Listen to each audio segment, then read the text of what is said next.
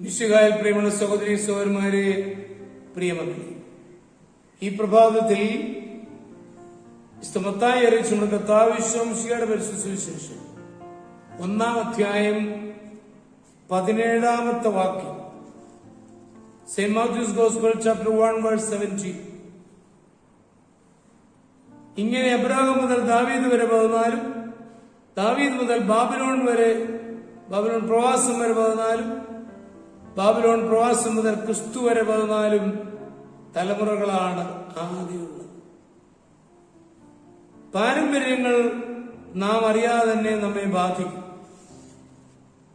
പാരമ്പര്യമായി പല രോഗങ്ങൾ നമ്മെ ബാധിക്കുന്ന പോലെ സ്വഭാവഗതികളുടെ രൂപീകരണത്തിലും പാരമ്പര്യത്തിന്റെ പ്രേരണയുണ്ട്. നമുക്ക് മുൻ പിതാക്കളുടെ ജീവിത രീതിയുടെ പിന്തുടർച്ച ലഭിക്കുന്നത് പോലെ വരും തലമുറയ്ക്കായി നാം പാരമ്പര്യം സൃഷ്ടിച്ചുകൊണ്ടിരിക്കുകയാണ്. കുടുംബങ്ങളാകുന്ന മൂശയിലാണ് പാരമ്പര്യങ്ങൾ രൂപം പ്രാപിക്കുന്നത്. നാം പലപ്പോഴും തെറ്റായ പാരമ്പര്യങ്ങൾ അഭിമാനിക്കുന്നുണ്ട്. പിതാക്കന്മാർ ധനികരായിരുന്നു എന്നാണ് പാരമ്പര്യത്തിന്റെ മാനദണ്ഡമായി പറയുന്നത്. അത് ശരിയല്ല. ഞങ്ങളുടെ മുൻ തലമുറക്കാർ ദൈവഭയവും നീതിബോധവുമുള്ളവരായിരുന്നു എന്ന് പറഞ്ഞ് അഭിമാനിക്കുന്നത് തെറ്റല്ല. നമുക്ക് ശേഷം വരുന്ന തലമുറകൾ നമ്മെപ്പറ്റി അഭിമാനം കൊള്ളണമെങ്കിൽ നമ്മുടെ കുടുംബങ്ങൾ ദൈവത്തെ കേന്ദ്രമാക്കി രൂപപ്പെടുത്തണം.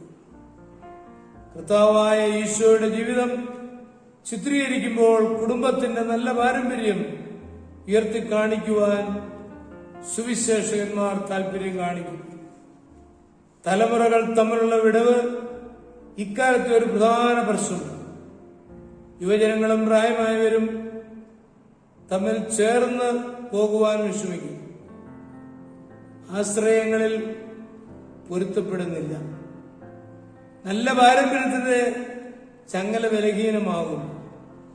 ഒരുമിച്ച് കുടുംബ പ്രാർത്ഥന നടത്തുകയും ക്രിസ്തീയ അനുഭവങ്ങൾ പങ്കിടുകയും ചെയ്യുന്ന കുടുംബങ്ങളിൽ പിളർപ്പുണ്ടാവുകയില്ല. നമ്മുടെ പിന്നാലെ വരുന്ന തലമുറകൾക്കായി നാം പാരമ്പര്യം സൃഷ്ടിച്ചുകൊണ്ടിരിക്കുകയാണ്. നമ്മുടെ വാർദ്ധക്യത്തിൽ